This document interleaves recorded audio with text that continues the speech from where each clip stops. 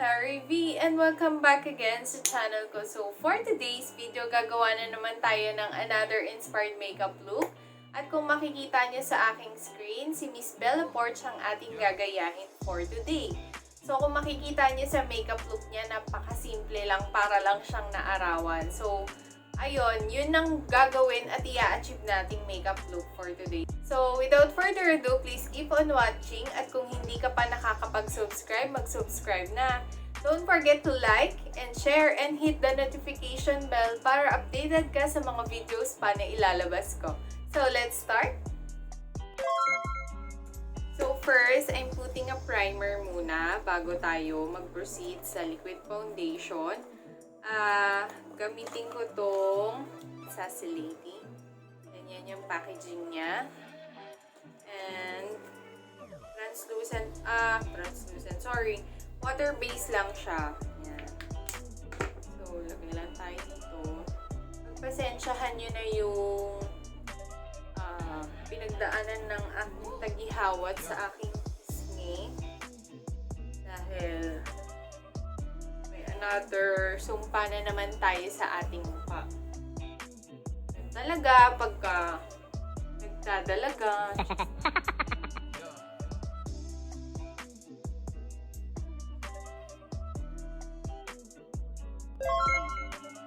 So, next ay mag-liquid foundation na tayo. At I'm using this Maybelline New York Fit Me Matte Plus Poreless Normal to Oily. At ang shade niya ay Pure Beige 235.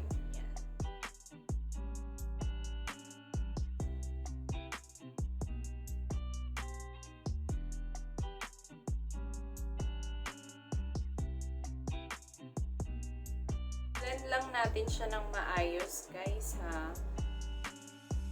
Para maging smooth tignan yung base natin.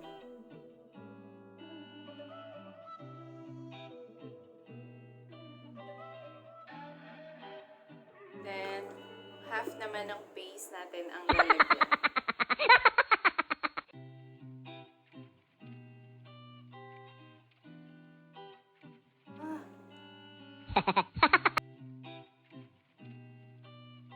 Ginagawa mo.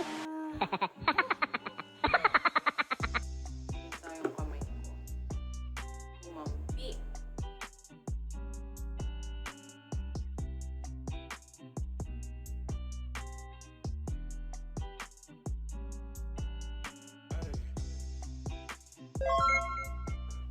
Then, mag-concealer na tayo, guys. At gamitin ko tong full cover concealer, flawless matte long-lasting waterproof ng Sassy Lady. Kuha lang ako ng konti kasi ilalagay ko lang siya dun sa visible pimple marks ko.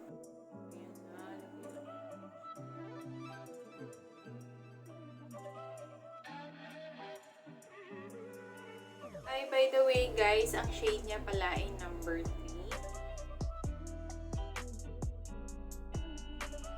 Then, lagay lang natin siya ng konti.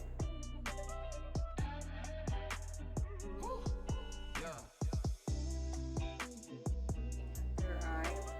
Para ma-cover din yung mga puyatan ko.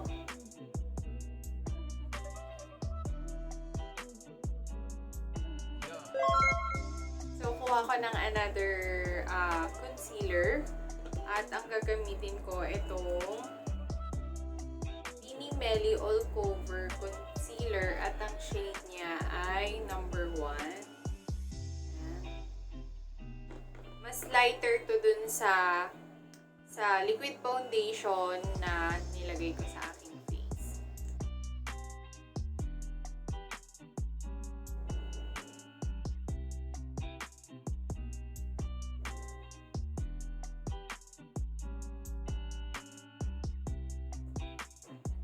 Sa aking nose bridge.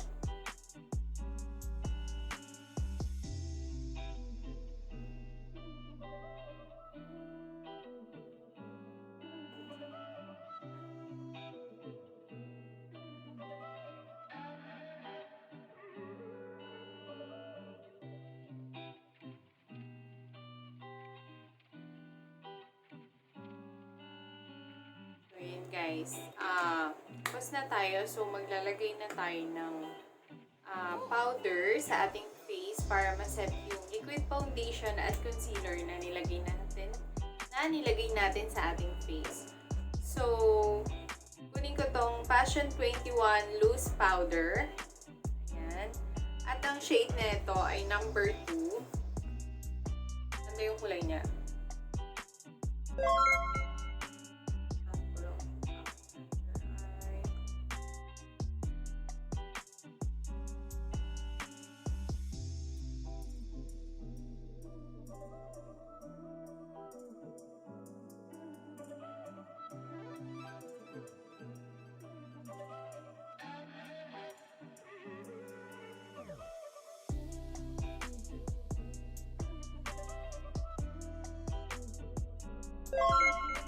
Then, mag-eyebrow na muna tayo guys.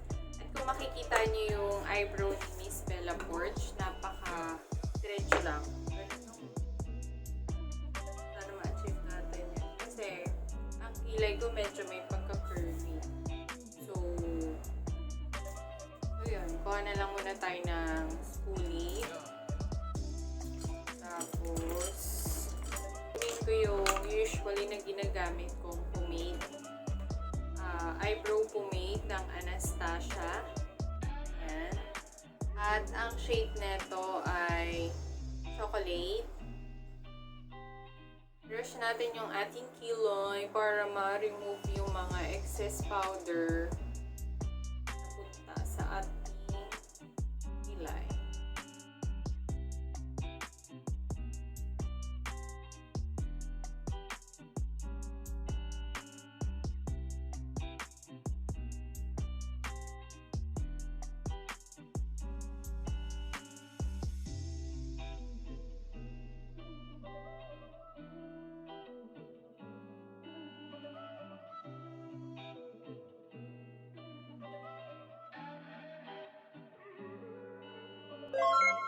Next ay magkukontour na tayo at ang gagamitin ko itong Kimuse Couple Bronzer at ito ang shade niya.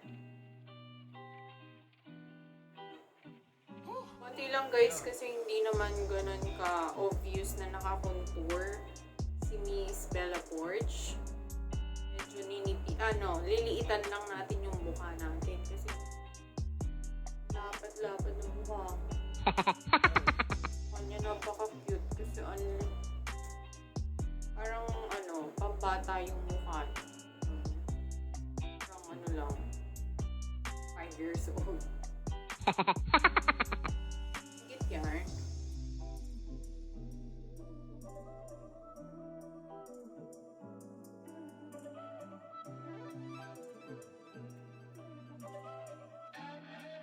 And nose line tayo.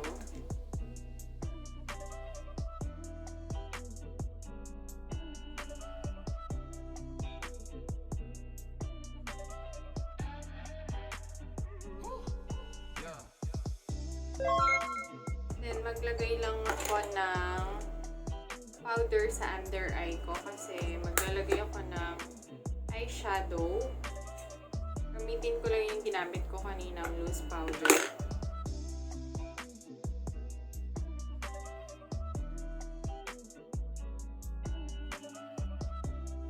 Proceed na tayo sa eyeshadow. So, gagamitin ko tong palette na to, ang Murphy. Ayan. At itong eyeshadow na to. Yung dalawang to, pagsasamahin ko lang, combination lang. At ilalagay ko lang siya sa aking lips.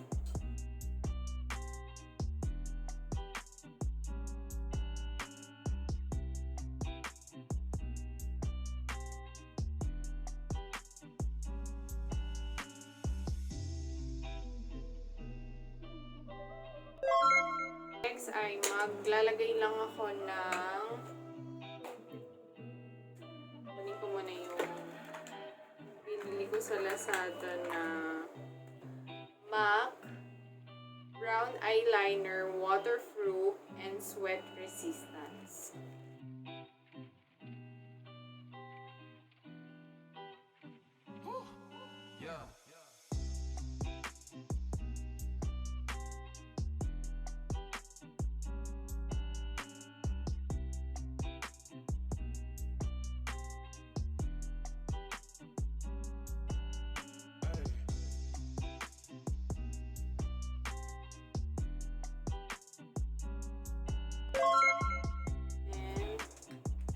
kuha lang ako nung eyeliner na nabili ko sa Lazada, itong XXL.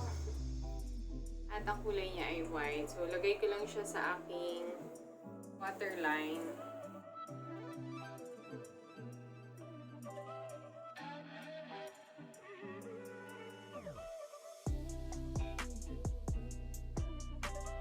Then, another ay kukuha ako ng na eyeshadow. Ilalagay ko lang siya dun sa under lashes ko.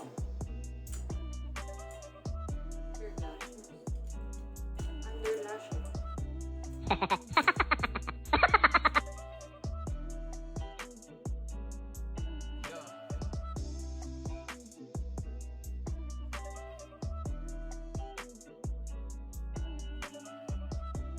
Brush ko lang guys yung nilagay kong powder.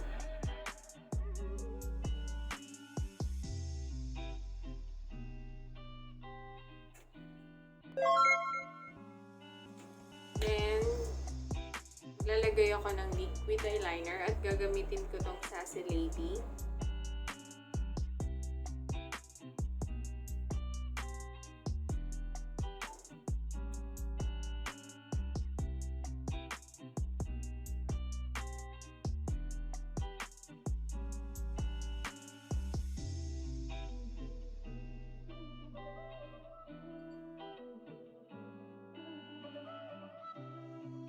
So guys, maglalagay ako ng eyelashes extension at magbabalik ako. I'm back! So ayan, naglagay na ako ng eyelashes extension at ginamit ko itong Glad King Philippines Taiwan eyelashes at R334 at ito ang kapal niya. So, next ay magpo-proceed na tayo sa blush on at gagamitin ko tong Curline Rosy Cheek at ito ang shade niya. So, gagamit lang ako ng kamay ng aking daliri. So, ganyan lang. Then, tap lang natin siya from nose kasi para lang talagang naarawan si Miss Bella.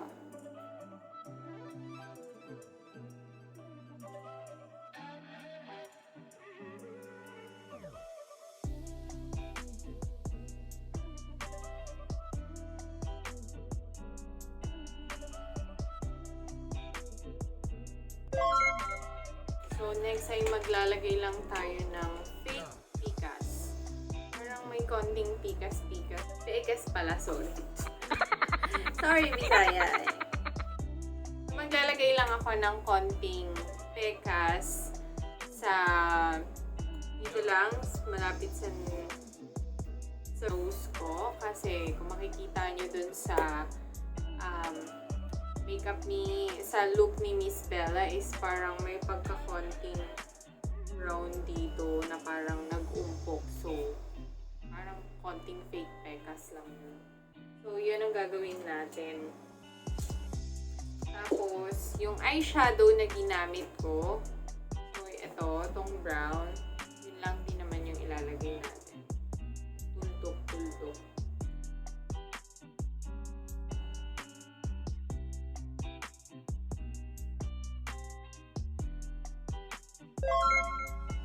So, mag-lipstick na tayo guys. At gagamitin ko tong nabili ko sa Lazada. So, gagamitin ko tong Fuchsia Beauty. Yan, liquid lipstick, liquid matte lipstick. Nabili ko lang siya sa Lazada kasi ang ganda-ganda nung packaging niya. Parang katulad dun sa Maybelline na liquid lipstick, yung matte lipstick nila. At ang cute din ng shade niya. Kaya, wala, napabili lang.